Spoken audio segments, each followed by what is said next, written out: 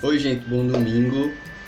Como é que vocês estão? Como foi a semana de vocês? A minha foi bem intensa, só queria dizer isso. Hoje a gente vai falar sobre Lust, o sistema da sexualidade. É um dos 7 sistemas afetivos básicos que a gente está conversando aqui segundo a neurociência afetiva. E a cada domingo a gente fala um. O Lust é o penúltimo que a gente vai tratar, então vamos embora. Lust, sexualidade, a necessidade de gozar.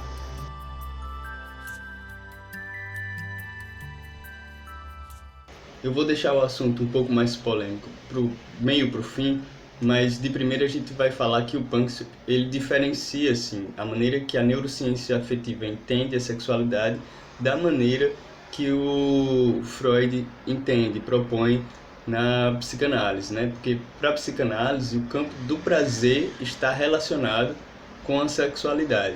Então aquelas fases na infância, oral, anal, fálica, genital, e aquele período ali de latência, que ele vai dizer que tem um período que a sexualidade é como se ela estivesse adormecida, né? E a gente vai voltar a falar sobre esse período depois. Para a psicanálise tem a ver com isso, né? Os campos de prazer têm a ver com a sexualidade, mas para a neurociência afetiva, o prazer ele também pode se encontrar em outros lugares. A sexualidade seria um dos afetos básicos, um desses campos para proporcionar prazer. Por exemplo, a gente falou aqui da descarga de opioides vinculados a esse sistema de vínculo do panic grief. A gente falou também sobre o sistema play. Por que tanto prazer assim em brincar?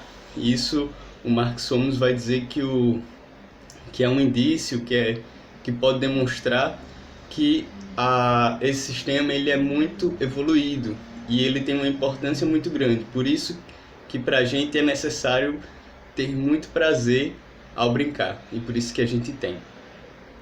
O que a gente tem abordado aqui são os sistemas emocionais básicos. Emocionais, existem os homeostáticos e os sensoriais. Dentro dos homeostáticos tem a fome, por exemplo, que aí, comparando com a psicanálise, assim, essas terminações sensíveis, né, que podem nos dar prazer na boca, elas estão ligadas diretamente com a sexualidade. Para a neurociência afetiva, não necessariamente. É importante para esse sistema homeostático também que a gente tenha prazer em comer, né? Porque a gente tem essa necessidade, esse afeto homeostático da fome. Então, ok, para a neurociência afetiva existe prazer dentro e fora da sexualidade. Então eu queria entrar nesse assunto mais polêmico, e antes que a gente já rejeite qualquer ideia que possa vir da biologia, vamos tentar entender o que a neurociência afetiva pode dizer sobre a sexualidade, né?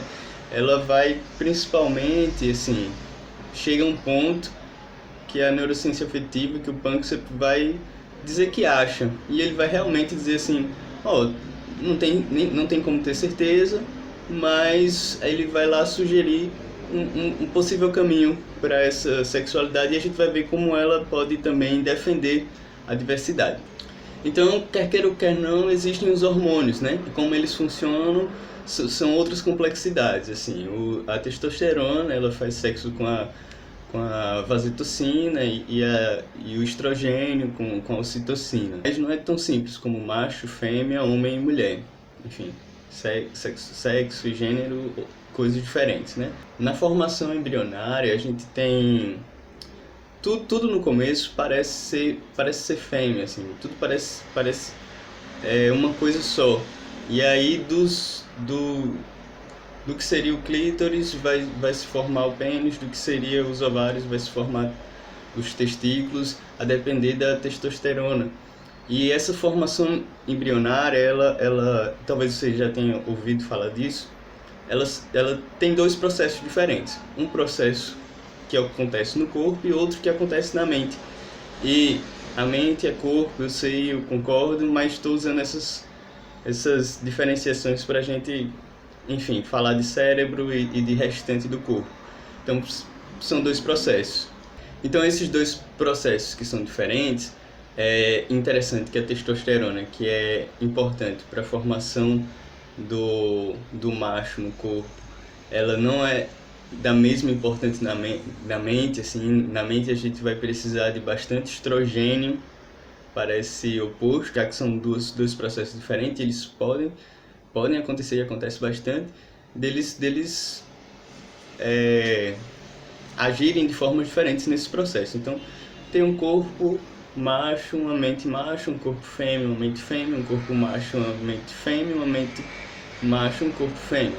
E aí a gente já teria 4 possibilidades, mas não é tão simples assim, a coisa ainda fica mais complexa. Isso o Panksepp usa essa maneira para entender assim como acontece essas diversidades na identidade de gênero, né? E para explicar um pouco como crianças tão jovens podem entender que estão no corpo errado e relatar isso, né? Assim, quando observa a construção da sexualidade na cultura. Então, entre essas possibilidades de macho-macho, fêmea-fêmea, não existe apenas essas outras 2 possibilidades, né? Que a gente comentou das 4.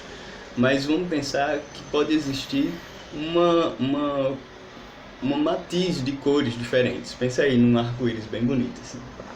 E aí são as inúmeras possibilidades dessa formação, assim, enfim, de quantidade, de como, do processo. E o Panksepp é aí que ele vai dar uma sugestão, aí que ele vai dizer que talvez isso tenha a ver com essa formação tenha a ver com a nossa sexualidade. Ele não dá certeza, mas sugere esse caminho. Que esses lugares de extremo, o que é estritamente hétero, o que é estritamente homo, são as exceções. Então, uma mescla dessas coisas seria o mais comum de se encontrar. Além disso, a neurociência afetiva ela vai estar aberta para as experiências, porque não só na formação, a neurociência afetiva ela é afetiva porque ela depende das experiências que nos afetam, né? Nós temos falado aqui dos afetos básicos, mas como essa experiência da vida de cada pessoa vai fazer com que esses afetos atuem ou não atuem em determinados momentos. O Panksepp vai citar também culturas diferentes, onde essas variações, assim, tanto as variações de identidade como as variações de comportamentos, né, do que a gente vê na construção da cultura mais próxima nossa, o que é um comportamento mais masculino, um comportamento mais feminino ou um trejeito, essas coisas em outras culturas elas vão estar elas vão variar, né? E aí ele vai citar algumas culturas em que isso é tratado com muito menos preconceito. Nesse ponto a gente pode voltar àquilo que o Freud falou sobre esse período de latência e dormência da sexualidade, e a gente pode pensar, eu penso assim, não sei se vocês, que isso está muito mais ligado a algo de repressão de determinada cultura, do que está muito mais ligado a isso do que ligado a alguma coisa realmente biológica. E a gente vai ver também isso ser colocado em questão quando a Margaret Mead, que é essa pesquisadora que a gente trouxe até em outro vídeo sobre o cuidar, ela vai fazer essa pesquisa antropológica e ela vai observar que em outras culturas esse período de infância para adolescência e vida adulta, a sexualidade em outras culturas pode ser tratada com muito menos como um tabu, sabe? E pode ser muito mais natural, dependendo da cultura que se está inserido. No caso da nossa, a criança tem sua sexualidade, seu autoerotismo, e aí para as figuras parentais, né, elas vão ter pavor daquele momento em que a criança vai se tocar. E aí a criança não sabe que aquilo não está na hora e no lugar de aquilo acontecer. E aí muitas vezes isso é reprimido, assim, quase todas as vezes. Tira a mão daí, menino, tira a mão daí, menina. E como a gente já sabe, já conhece o machismo no nosso dia a dia, isso vai acontecer mais com as mulheres do que com os homens, mais com as meninas.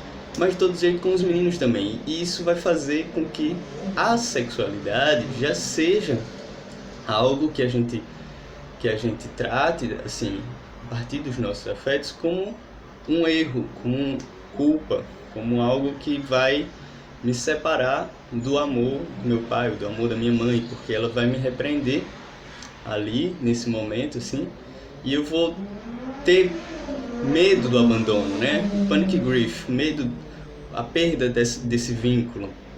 E aí, toda essa carga de sexualidade por si só já vai ser culposa, já vai ser um erro. Então imagina se sua sexualidade ela não é a exceção padrão. Bem possível, né? Então talvez esse afeto básico que levará a esse afeto secundário da culpa mais diretamente, de maneira mais forte, seja o lust, seja esse afeto da sexualidade, muito por causa de como isso vai acontecer na nossa primeira infância. Então, novamente, não é culpa sua, nem o que e quem você deseja, nem como você deseja. E não é pouca a relação entre o prazeroso e o proibido.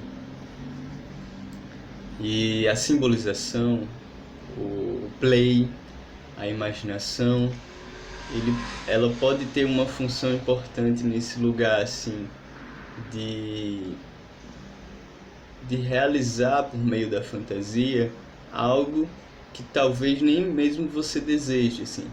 E isso eu tô falando das coisas mais bizarras, assim, que eu digo que não deseje nesse campo concreto, assim. Mas a fantasia também serve para isso, sabe? Bom domingo, menos culpa, mais amor. E domingo que vem, Seeking. Não tem nem o que escolher, só sobrou ele. Nosso último afeto aqui que a gente vai conversar, dos afetos básicos. E vamos ver aí essa necessidade de buscar o que é que isso significa, o que é que isso pode estar nos ajudando, nos atrapalhando, como é que a gente pode enxergar isso e utilizar essa pesquisa para lidar melhor com os nossos afetos.